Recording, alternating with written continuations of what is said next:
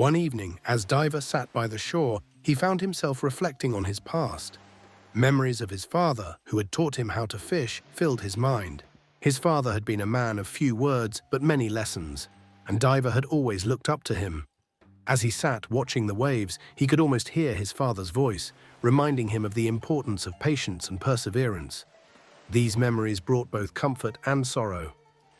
He regretted the years spent resenting the ocean, the very thing his father had loved. Diver had blamed the sea for his struggles, but now in his isolation, he was beginning to understand the lessons his father had tried to teach him. Life, like the sea, was unpredictable and uncontrollable, yet it had its own rhythm and beauty. Diver realized he had been so focused on fighting against the tides of life that he had forgotten how to flow with them.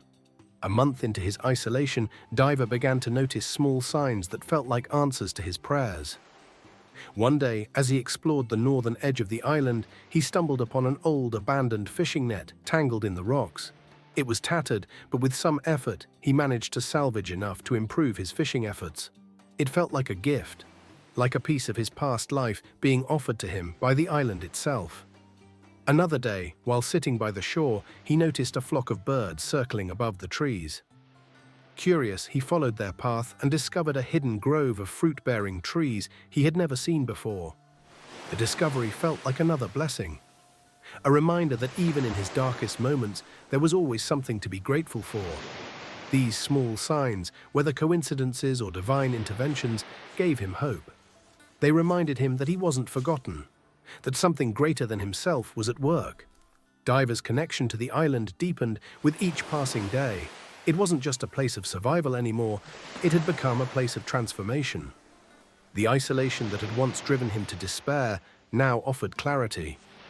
The island, which had seemed barren and unforgiving, was now full of life and beauty. In his solitude, Diver confronted his own shortcomings, his fears and his doubts. But instead of being consumed by them, he began to overcome them. He realized that the challenges he had faced in life, much like the challenges on the island, were not meant to break him, but to strengthen him. His faith, once fragile and distant, now felt solid and close. He no longer prayed out of desperation, but from a place of gratitude and trust. He didn't know what the future held, but he no longer feared it. One night, just as Diver was beginning to feel at peace, a familiar sound reached his ears, the distant rumble of thunder. He looked out over the ocean and saw dark clouds gathering on the horizon. A storm was coming, and this one looked even more menacing than the one that had first stranded him on the island. Panic surged as memories of that terrifying night flooded his mind, but this time he wasn't the same man who had been tossed about by the waves. He was stronger now, both in body and spirit. Diver quickly secured his shelter, tying down anything that could be blown away. He gathered what little food he had and took refuge inside, praying for safety. As the storm raged, he braced himself for the worst. The wind howled and the rain beat down like a relentless torrent, but Diver remained calm.